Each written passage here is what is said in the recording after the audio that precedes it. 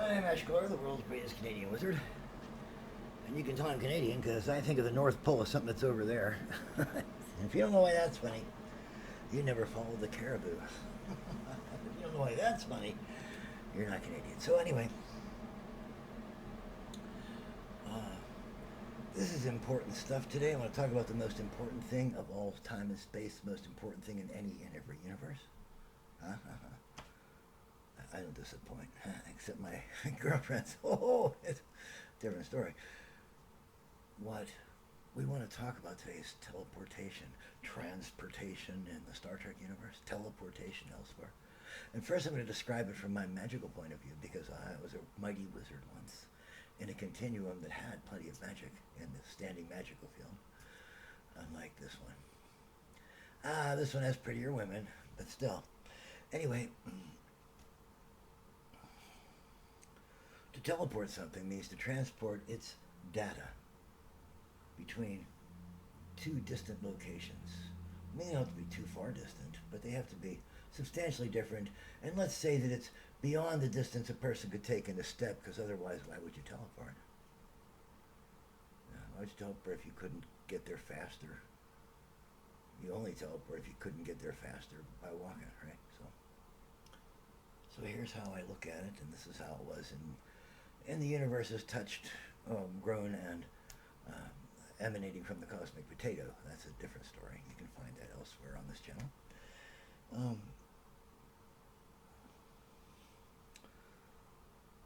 To transport a person's data from one place to another has to be done within the confines of the physics of the universe in which that person exists. So, if I wanted to go from here to, say, the ISS, I wanted to teleport from here to the ISS, there are a few physical constraints based in our universe that apply. One is the transmission of data can't take place, as far as we know, faster than the speed of light. That's so unfair. But this particular universe is a little weird that way, you know what I mean? If you don't dress like it dresses, it gets very angry at you.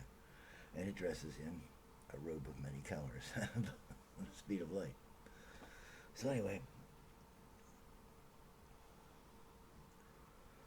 if you teleported, let's just take the act of teleportation and refine it to when you appear somewhere, no matter what your method of transmission was. When you appear somewhere, what happens if you appear in a medium that's already occupied? Annihilation. Quite an explosion, as a matter of fact, even if it's just a patch of air, because in any human-sized volume of air, there are trillions, quadrillions of molecules, or atoms, ultimately. So every one of those will go pow and release all its binding energy when something tries to appear inside it. And the atom that tried to appear inside it will also go pow and release all its binding energy. This is what happens when you annihilate. And it's a thing. That's why we have this thing called the matter-antimatter imbalance, Captain. Scotty, save me the technical details. I'm just reading the script. I know, and I'm drunk, Captain. I've been eyeing that barbarian girl again. I hear she's only 19. That's a true story. Angelique Pettigrew, the girl with the silver costume and the Game Masters of Triskelion. A lot of 12-year-old boys were fascinated by the mysteries hidden by that silver bikini, let me tell you. So anyway,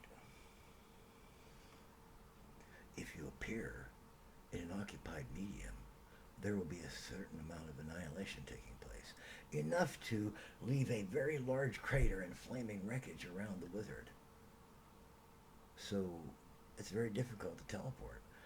So teleportation can't be a low-order spell. It has to be an extremely high-order spell that, in the process of teleporting the wizard, also pushes away all molecules, creating a relative vacuum in the size, in the volume of the wizard's form.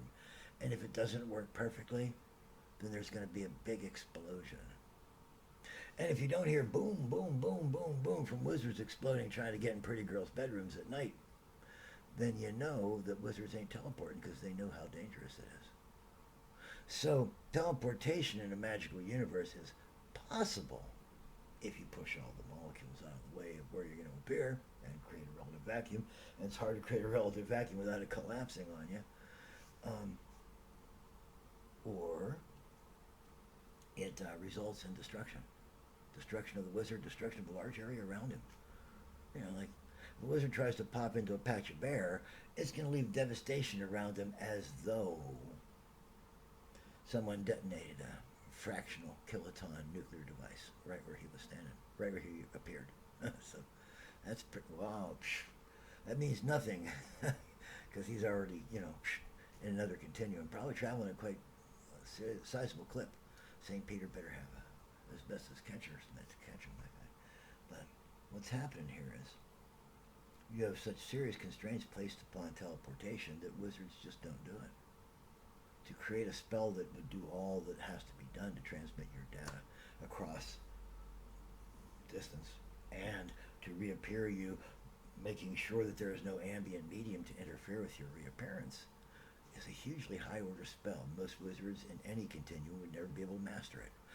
If you wanted to apply levels to things and say that spell levels go in levels of complexity and difficulty so that only master wizards can do the highest level ones, go from 1 to 10, this would be on the order of a 7th level spell.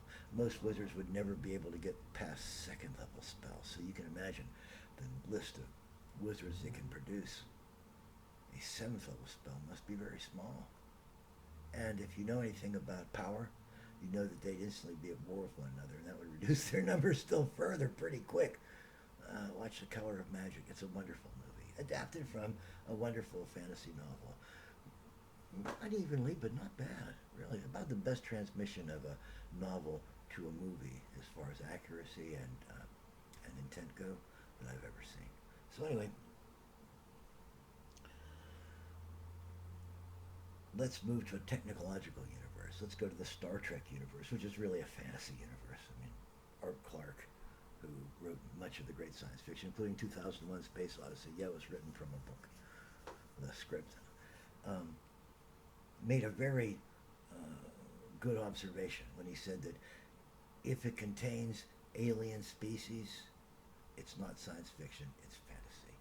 So all the wonderful science fiction that we love, including Isaac Asimov, is all fantasy. The only science fiction are these like cold hard stories we read about people in scientific environments and highly technical environments having infarctions and using science of either the times or older times to solve those problems. That is literally science fiction. There are no aliens in it. So science fiction is pretty boring, really. It's just engineers stroking each other. It's okay. Musicians do it too. Poets do it too. Other people probably, I guess. So butchers, bakers, candlestick makers. I'm the best butcher ever. I'm the best candlestick maker ever. Hey, let's get together and make suet. It's yay material. So anyway, in the Star Trek universe, this is what happens effectively. You murder a person with a energy beam that is also scanning that person as you destroy him. You're taking the position of every single particle in that person's body in that form, all the data, and you are disintegrating that body in the attempt to gain all that data in a perfect way as quickly as you can. Some corners must be crossed. So, and then you have the information about that person in RAM in your machine, and you beam that to the location where you want him to reappear. And in that location, even though they don't do it in Star Trek, they just mush over it, they would need a receiving station. That receiving station would need another set of pads and a 3D printer. Because when the person steps into the transporter and they energize it, they're disintegrating him. That person has ceased to exist. What remains is a snapshot in data of that person. And that is what they transmit to the receiving station. And that is what they read to 3D print the person as he was in that instant of destruction. So, it's a thing. There is no transporting a person's molecules in a collated beam. That is several levels of idiocy. It really is. Other scientists can explain why that is so energy intensive. There'd be no reason to do it because you just ionize everything around you, destroy all life, just trying to send that beam through. So instead, you just send data like satellites can send data back to Earth receiving stations. With a satellite far enough away and a system of transmission that is low enough data, low enough speed, still high accuracy, but low enough speed, it might take 15 months to process that data. Just from a single photograph, like coming back from the New Horizons mission. One photo of Pluto. Its last images, I think, required 15 months for Earth to get all the data back. That's how slow it's being transmitted in order to save battery power, in order to save size and weight and construction. You know, everything is weight fractions for spacecraft and submarines and aircraft. Hmm. Yeah. And Richard Simmons videos. There's a joke there, but I'm not Canadian. Well, yeah, I am Canadian, but he's not. So, Richard Simmons, you know, he had to have hip replacements and knee replacements, and poor guy's worn out like crazy from exercising. We live in a crazy time. Yeah, you know, being unhealthy won't kill you. Being healthy will. I think it's evident we don't understand the human body very well yet. And we claim we do, and fads come up and gone. They're fads. A fad, frequently asked dumbness, you know, so frequently accessed dumbness fad. Huh? What do you think? Okay, so in the Star Trek universe, like I said, you disintegrate the person when he gets beamed, and then he goes as data into a RAM, and that RAM then directs a beam and sends that data through the beam to the receiving station, where that 3D printer at the receiving station takes that data and prints the person out. That person's dead forever, gone. His story told. This is a brand new person. In the image of that, we have created man in our image. Do you hear what I just said? This is important stuff. That's how that happened. So anyway, I wasn't there, but I heard from people who were. You haven't, so there you go. Anyway, so in Star Trek, you murder the person. Then you transmit the energy that was, or not the energy, the data that you gained from destroying that person to a receiving station where there is a 3D printer that prints out a perfect, as perfect as you can get, copy of that person. And if there's any mistakes, you better keep that data for a second try. You know what I'm saying? Because what if you get staggered transmission of data, or a glitch in the machine, or a glitch in the processor, or an ion storm, or something that takes place that corrupts the data ever so slightly, and then or slows down its transmission. So instead of getting one complete human, when you print it out, you end up with something that looks like Duchamp's nude descending the staircase, which probably won't be very alive. And if it's the owner's daughter, you'll hear from him. I'll tell you what. So in the first place, the Star Trek universe could not have a transporter that just appears somebody on a planet. You would need a receiving station to recollate that data into a human being, to rearrange that data, to print a human being. And the human being that's printed out is a beautiful image of the human being that had been, but that human being was killed. End of existence, beginning of existence. Murder. The clone, but murder. So I don't think that the Federation, for all those high vaunted morals and ethics that they propose, that they promote, promulgate, would allow that to happen. You'd be murdering a person. You're basically sending them into an agonizer box where they get disintegrated. You know, they reappear probably looking like they were frozen to carbide, all freaked out from the horror. And then you reprint a new person at the receiving end. You can't do that without some sort of receiving end, without a process, without a 3D printer there. And so you could say it's possible, but it's only possible through sequential murder of the original. There is never any original left. Anyone who steps into a transporter is gone forever. I mean, their fingerprints are the same, right? Their memories are the same. Their bodies are essentially the same. They are identical as far as human perception can make them, but we do not have all the secrets of the universe. We don't have access to all the data that the universe needs for certain kinds of things to take place. or else we could do it. We could create artificial gravity instead of using what used to, in the old days, be called Coriolis effect. Oh, yeah, that's what's going to happen to people in space habitats. Astronauts already can control their vomit reflex very well. I get it. But when they're spinning you around too, it's going to be a whole new generation of vomitoria. Even though that's not really what a vomitorium was. As a matter of fact, vomitorium vomited people, by the way. Didn't vomit. It wasn't a restaurant thing. It's the holes in the stands where people come in and out of the stands in a sporting palace or arena. Yeah, that's the thing. So it would vomit forth people, the plebes. That's how if you don't know why that's funny, you weren't born on the Palatine. I said, whoa, A material. 3,000 years of historians should be cracking up right now, and they're not. I'm so ashamed. So anyway,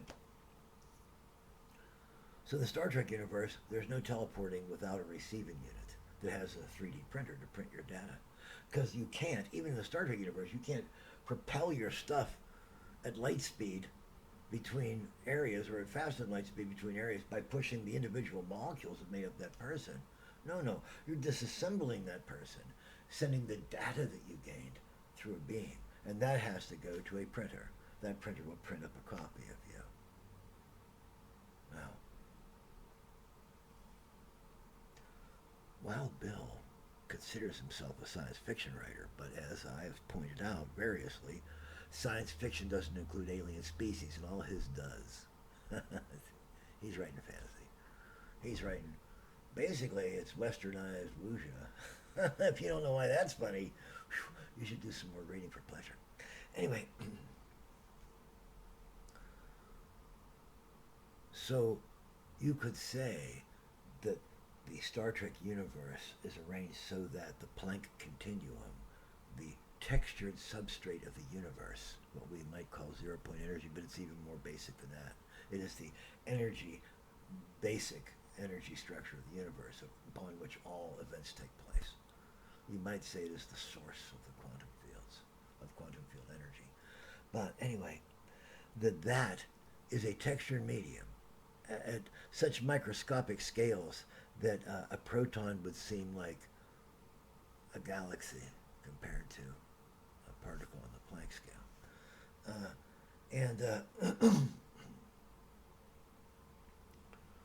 At that level, if that is a real thing, it's a postulate thing, it's part of supersymmetry, and I really love it, but there doesn't seem to be any evidence. But if you live in a universe where that is a definite substrate, then you could say faster than light transmission might take place, not by entanglement, but by everything being directly connected by a kinetic medium. That if you go like this, way over there, it's going to go like that. If it's a stiff enough medium, that when you go like this, it goes like that instantaneously. Then you have transportation through the Planck continuum. Then you say, the data looks like this, I'm going to push it in there, and the energy will carry it that far, and it'll just pop back up right over there. That could take place. The amount of energy, the amount of control that takes is incompatible with the difficulties that the Federation has with various aliens. So I don't think they have grasp of that. They can't just pour energy in here and have it pop out there in the form they want. If they could, it would be great. But I think what they need is a replicator on site to replicate the human body that they've just destroyed at the transmission site. And that still can only take place at the speed of light in the medium in which they find themselves. The speed of light is constant in most universes. If there's a universe in which it's faster, transmission of information is faster, like I said, through a textured subaether, then you can look at these things happening at what we would consider to be instantaneously. But the human perception of what we call time is incomplete. So, to say something is instantaneous, that refers to human perception and human existence. There are things above and below our perception that make instantaneity look like a child's idea of something very adult. So that's an imprecise constant, an imprecise term, instantaneous. What we mean is as immediately as possible in such a way it does not disrupt the existence of the creature being moved. And again, as I pointed out, you disintegrate him here and you reprint him out there. It's not the same person. And different 3D printers might view the data differently, so there might be some interesting variations, including exploding bowels and the concept that, get this, that if a person goes through and you destroy them, you've read all the data, you find out they've got a tapeworm. When you reprint them on the other end, you can reprint them without the tapeworm. Wait. You could reprint them with arthritis damage repaired. You could print them with their brains a little faster and pinkier. You could print them with bigger whatever you want. You could basically create a brand new human being. Why would you bother to transport an existing one? But let's leave that behind and say we have a transporter. Eshkalar is going to throw an expansion spell on it, right? Now it's big enough to pass a starship through. So let's pass the Starship Enterprise with Kirk and Uhura and Spock, Scotty, Sulu, Chekhov, right? Yeoman, she was sexy. Nurse Chapel, Gene Roddenberry's wife. Was that fun or what? She got the liver dream. She's like a major canon figure in Star Trek. How cool is that? But you see what I mean? You take that perfect crew that had been through an endless number of vicissitudes, that had competed with incredibly competitive alien species and won, that had been tested in every way that existence can test humans in the fires of experience, and had won. Had been infected by alien diseases, had been dicked with by alien gods. Oh my gosh. Had been converted into robots and back again, had their brains taken out and put back in. And this enterprise that they were in, that had all these tweaks from various incredibly advanced aliens and godlings and whatnot, so that it was better than any enterprise before and any other ship you could build because it was full of magic and superpowers. Why they couldn't beat the Borg themselves, I don't know. Think about it. So, you could take these enterprises full of these like incredibly seasoned crew, right? The ones we know, the ones that conquered the galaxy everywhere they went, and just replicate them endlessly. Boom, boom, boom, boom. Send them out this big replicator, this big teleporter. Zoom, zoom, zoom, zoom, zoom. 1, 2, 3, 4, 5, 6, 7, 8. And send 10,000, 100,000, a million Enterprise A's under Captain Kirk out into the cosmos to seek out new life, new civilizations, to boldly go. Oh my gosh, there's another Kirk here. Kill him! Just kidding. But to go out and take over the entire universe for the Federation. And then eventually the Federation would be all the most suited to survive Kirk. And you wouldn't even need reproduction because you have replication. So just Kirk. Kirkity, Kirkity, Kirk, Kirk, Kirk. And the universe will be pacified, totally taken over, totally in possession of humans, Starfleet specifically, and maybe Andorians with little wigglies here, and wrinkle-headed Klingons. Yeah. And no nasty Vogons or Zentrari. What do you think? Huh?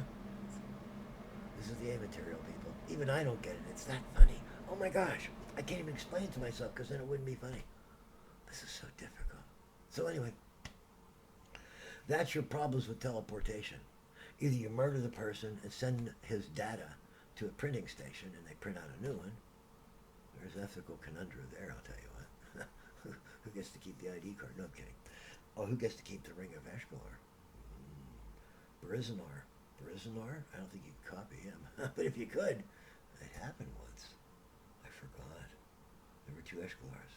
There was, well, no, the story is really a tale of 2 Eshkalars. And what happened was Eshkalar was blown into shreds and somebody used a spell to bring him back instead of letting Brisnor bring him back. And so we ended up with two Eshkalars. And then the only one ring. So the Eshkalars had a bag of weed and a ring. And so whoever had the bag of weed got the ring until he was killed. Then the next guy would grab the bag of weed and the ring, and he would be Eshkalar. And one was Eshkalar all the time, the other was Thunderbolt, the human magic user, every time. That was the tale of two Eshkalars. Finally, Uriel got really mad and blew the one Eshkalar, blew Thunderbolt out of his boots. When Eshkalar came out of the shower, all he saw was a pair of smoking boots, didn't get the joke, never thought of Thunderbolt again. Your old pal Eshkalar. I'm not in my original body. This is like many bodies later. I've been disintegrated. I've been eaten by lions. I drowned in a bathtub and was drained. Oh man, I was killed by a giant spider. I was killed by a little spider that was even more poisonous. Been eaten by a dragon, at least one. Brisnar just kept bringing me back because I was so damn amusing. The other heroes were all like so boring, especially the lawfuls. I call it lawful boring because it's awful boring. You must always do. Oh my gosh. Count to three, not one, not two. Oh, come on, get done with this. I want to kill the rabbit. Oh. And there's an Elmer Fudd joke if you ever heard one. So, no teleporting in a magical universe unless you develop a very high order spell that pushes the medium out of the way as the wizard appears.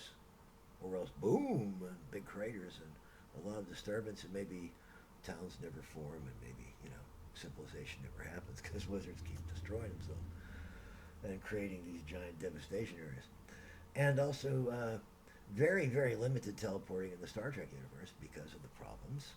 I'm not even talking about the speed of data transmission here. I'm talking about the fact you have to murder the one body to gain the data to pop out another body at that end. And if you have good enough sensors that you don't have to destructively analyze the body that you're sending, then you wind up with another conundrum. This guy's alive and this guy's alive. Whose idea is it?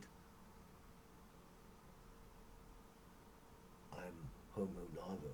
Well, I'm Homo Alde or whatever it is, So, no real chance of teleportation in the Star Trek universe unless you have a receiving unit with a 3D printer that can print people out like that before the systems would collapse from not being completely printed. And the amount of information you have to hold in that beam is fantastic because you don't just need to know the location of every atom and every molecule. You also need to know their motion relative to the volume. Is that blood moving? Is it moving the wrong way? Are we inhaling or exhaling when we shoot? All these things would have to be dealt with in a mathematical model of this human that you scanned up here. And as I said before, that would be destructive distillation, basically, or destructive analysis. It'd be like putting a person in a gas chromatum, what is it called? Gas chromatography. But you get the idea. And that would destroy him. So, no teleportation in a land of wizards and magic unless you're doing it into a vacuum where you have a spell that's such a high order it pushes the medium out of the way as the wizard appears, and that's very difficult to work. And that creates a pressure around him, which is equivalent to a detonation. You won't get the giant devastation as if he appeared inside of somebody else, but you will get a considerable detonation from all the air molecules being instantly pushed out however many meters to get him out of his way as he appears. So yeah, it would be the effect of, say, a 200-pound bomb from him teleporting in, as opposed to the effect of a fusion bomb if he teleported into something like air, or maybe a rock, maybe somebody like choo, and the wizard tried to peer in there. Boom, boom, boom, boom. It's only funny to me. Okay, so that's the whole thing. That's teleportation. And bizbag, it doesn't work. And if you want to get somewhere fast, there are ways to do it. I should talk about this real quick. There are two kinds of portholes. What you might call wormholes, but they're not. Wormholes require such incredible energy and are so radiative on the inside that... okay, two kinds of portals. Black portal, nothing alive can go through it. It's just destroyed like lasers went through it. And then white portals, which living creatures can go through, but they're enormously energy expensive. And the level of mastery that the creature that is creating it needs to have makes them deific. So imagine that. The creatures that could open a white portal are so few and far between that you'll likely never hear of one happening. But black portals can be opened by less advanced creatures, but you can't pass living creatures through them. You can pass data through them, but not a living creature. So that pretty much means that the process of teleportation is limited to creatures that we might collectively call higher order creatures, but some people would worship as gods, other people would call demigods or heroes or members of the celestial bureaucracy. And we'll never be able to access that level. We will never be able to access that level. Our research into supersymmetry seems to suggest to us that there is a stone wall there, that it's not the case. And so we're going to have to find other explanations for why certain kinds of mechanisms like entanglement take place. This is your old pal Eshkalar. It wasn't me being a buzzkill about science fiction. Well, somebody else would do it, right? Probably one of the writers, because they're a bunch of trash writers these days. Oh my gosh. Well, some of ours were too.